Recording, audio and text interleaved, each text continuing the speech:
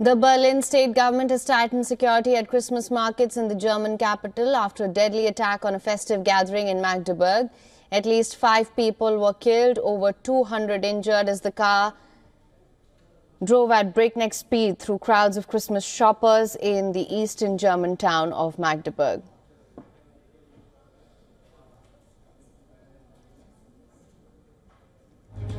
Germany's interior minister says the Christmas market attack suspect is considered Islamophobic. According to reports, the accused allegedly rented a damaged car and then rammed it into people at the market at around 7 p.m. local time. The suspect has been named in the German media as Taleb A. German Chancellor Olaf Scholz condemned the attack and called it a terrible catastrophe. So viele Menschen zu verletzen und zu töten. Wir haben mittlerweile erfahren, dass es über 200 sind, die verletzt worden sind. 5 sind bisher gestorben. Unglaublich viele, fast 40, sind so schwer verletzt, dass man große Sorge um sie haben muss. Und deshalb ist das ein furchtbares, tragisches Ereignis, bei dem wir alle unser Mitgefühl mit den Angehörigen, mit den Verletzten, mit der Stadt Magdeburg zeigen müssen. Und deshalb will ich hier Tamara Zishang, the Interior Minister for the state of Saxony-Anhalt, has said that the suspect is a 50-year-old doctor from Saudi Arabia who was living in Germany since 2006. He was working in Bernburg, which is around 20 to 25 kilometers from Magdeburg. The suspect holds a permanent residence permit in Germany. Authorities believe he acted alone.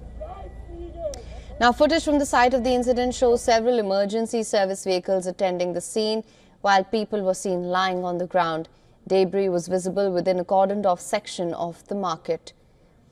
The Saudi Ministry of Foreign Affairs has said that the kingdom expresses solidarity with the German people and the families of the victims.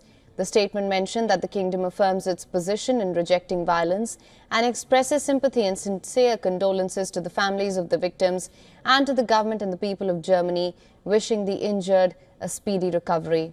The United States and UK have said that they are closely monitoring the situation, while French President Emmanuel Macron said that France shares the pain of the German people. Germany has witnessed deadly attacks on its Christmas markets before. The most notable one was in 2016 when a truck was driven into a Berlin market, killing 12 people. Earlier in August this year, a knife attack in Solingen was allegedly carried out by a Syrian suspect linked to ISIS. The incidents have renewed debate on security, weapons laws and immigration policies.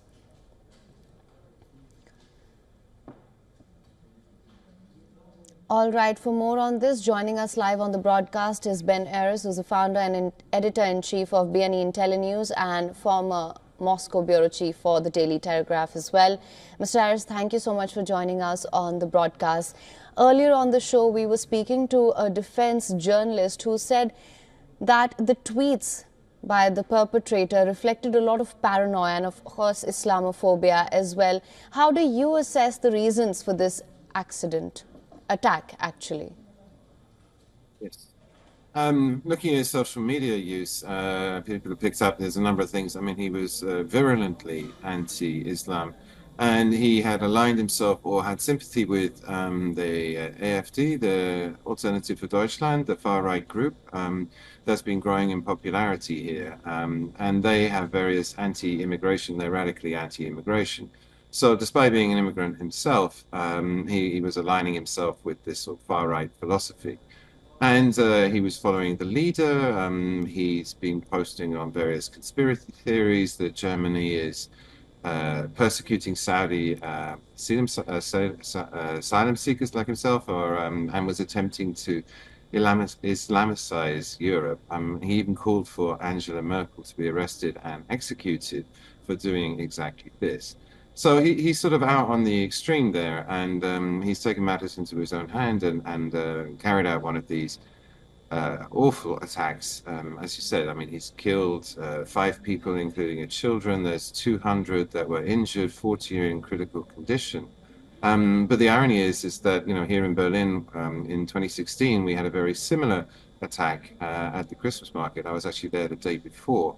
And again, 12 people were killed and 56 people were heard. I mean, since then they've put up bollards around the Christmas market, so that can't happen again.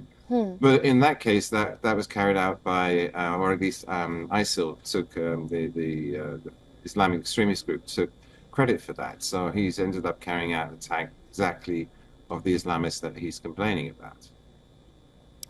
Mr. Harris, absolutely. He had been sharing a lot of conspiracy theories as well. Do you think the political uncertainties within Germany, that has something to do with the paranoia that he was perhaps dealing with? Because this incident has renewed debate on security weapons laws, immigration policies as well. Society here is being destabilized slowly. I mean, there's a number of things going on, but I think the main one that's driving all this unhappiness is that the German economy is sliding into recession. People's lives are getting harder. The cost of living has gone shooting up. Food prices in the shops have gone skyrocketing. Energy prices, you know, the power bill at the end of the month has more than doubled. And it's in that kind of environment. And on top of that, you've got internationally, you've got the war in Ukraine, and now it's also broken out in the Middle East, and we've got something like 900,000 refugees in Germany from Syria, another 400,000 Afghans, and an unknown number of Palestinians who are coming here. And that's adding to the mix because AfD, the far right, are reacting to these millions of refugees that are coming in a xenophobic way. And all of this is cooking up the temperature in society and leading to these violent acts. And unfortunately, I can see it only getting worse unless you know, there's some prosperity and some peace in the rest of the world. Right, Mr. Ayers, just to expand on that, you've rightly pointed out the irony of this attack as well. As you mentioned also, this is not the first such attack that has been witnessed in Germany, or in fact, such attacks have happened in all of Europe. That being said, what do you think is the way going forward? What sort of measures do you think can be brought in? Well, it's going to be a security problem, first and foremost. Policing, I mean, they're going to make the Christmas markets safer. As I say, the market here in Germany is now protected with bollards, so there can't be a car attack, and that's going to be extended everywhere, I would have thought. Also, I mean, in background, I should mention in October, here in Berlin, we had a scare because a man left a bag of explosives on the S-Bahn, on the subway, and he was challenged. He ran off, leaving the bag behind. But already at the end of October, we were expecting something's going on, and there do seem to be organized groups here intending to carry out terror attacks. I mean, so far, as you mentioned, there's been a series of attacks.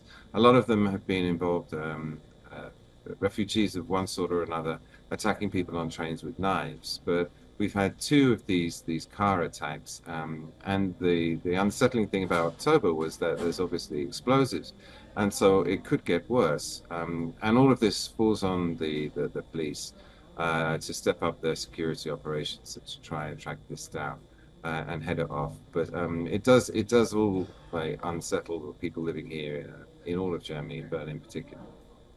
All right, Mr. Harris, thank you so much for joining us on the broadcast with your insights on this. For latest news, download the WION app and subscribe to our YouTube channel.